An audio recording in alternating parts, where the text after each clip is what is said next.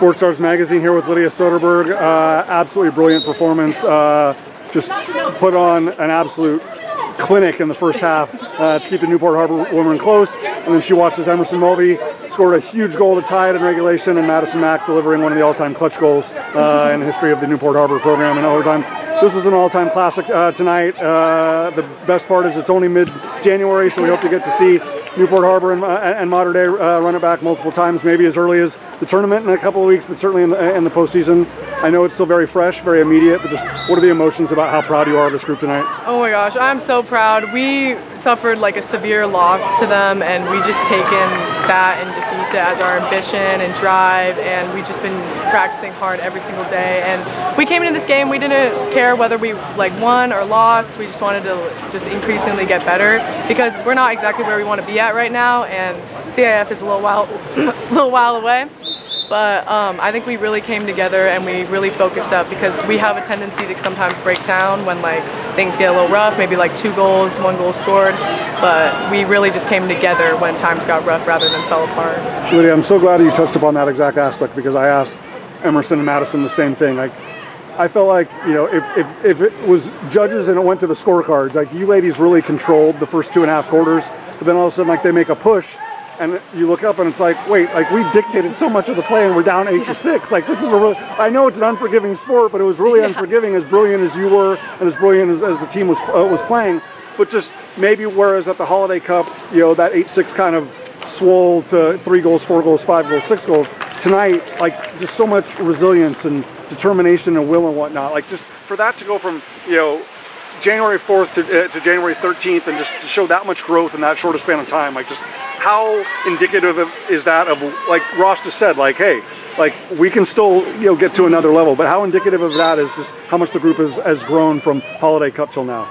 I think definitely just the way we've been practicing, and we just get up every single morning at around 5:50, roll in at 6:15, we're in the water at 6:29, and we're just always going, and we're trying to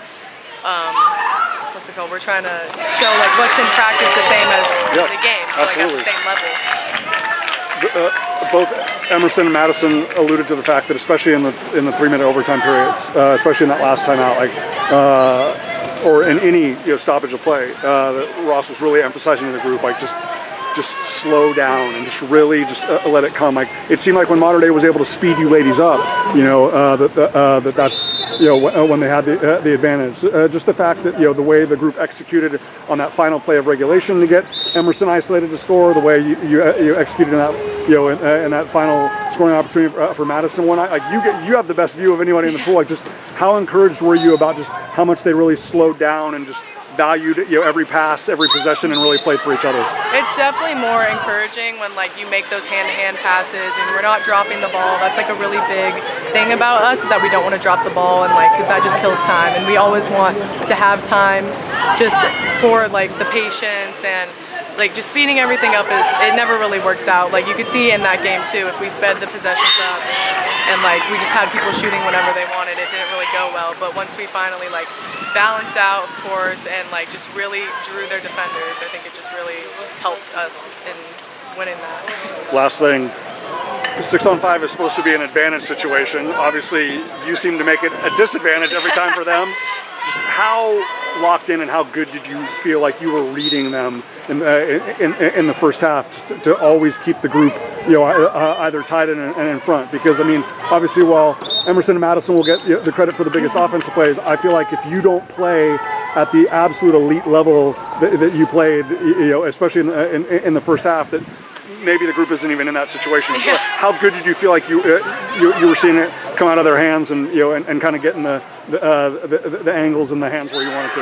Yeah, well, I definitely know the players. I know where they'll shoot, and they have the same tendencies, and sometimes I think they're a little intimidated by me, but I've just been grinding this entire month, and I've been doing strenuous goalie drills, and I always know that what doesn't kill you makes you stronger, using all those stereotypical quotes, and just knowing that putting the work in now is really going to pay off later, and if I'm just a big presence and I can really just get on my legs and right fast that shot, I know I can just block it. Yeah.